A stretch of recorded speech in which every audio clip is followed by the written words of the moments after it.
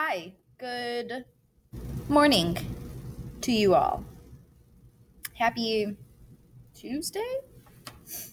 So we're looking at notes for 2-3 in this video, multiplying and dividing rationals. And really what this does, this takes what you know about fractions from like previous years, what you learned about multiplying and dividing integers from last unit, and combines the two things.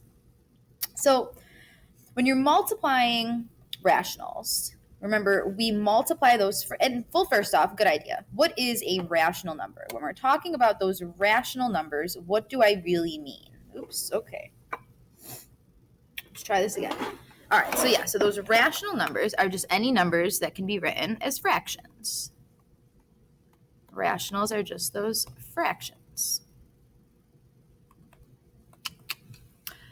So when we're multiplying fractions, you multiply straight across. You multiply those tops times tops and bottoms times bottoms. Tops times tops, bottoms times bottoms. And don't forget, when you're doing this, and you want to deal with smaller numbers, you want to make your life a little bit easier than if you have giant numbers. And to do that, you want to be checking for that cross canceling. So remember, you're either simplifying before at the beginning, which in most cases is a lot easier because you're dealing with smaller numbers in the beginning. Whereas if you simplify at the end, you're going to be dealing with larger numbers, which might be a little bit more difficult. Before we jump into that first example, let's just go over those integer rules from that first unit that we talked about.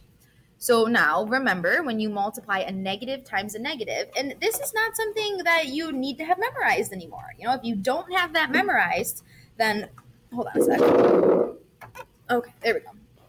If you don't have those integer rules memorized, that's fine, but you need to utilize your resources and make sure you're using your calculator to double check that. If you take negative times a negative in your calculator, just pick random numbers, you will see that that gives you a positive. A positive times a positive, well, those are just normal numbers, and that gives you a positive.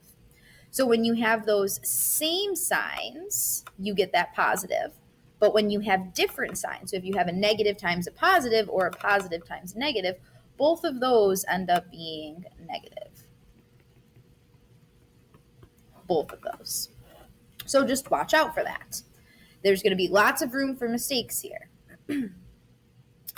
All right, so there's our intro. We'll take a look at the first example in a separate video.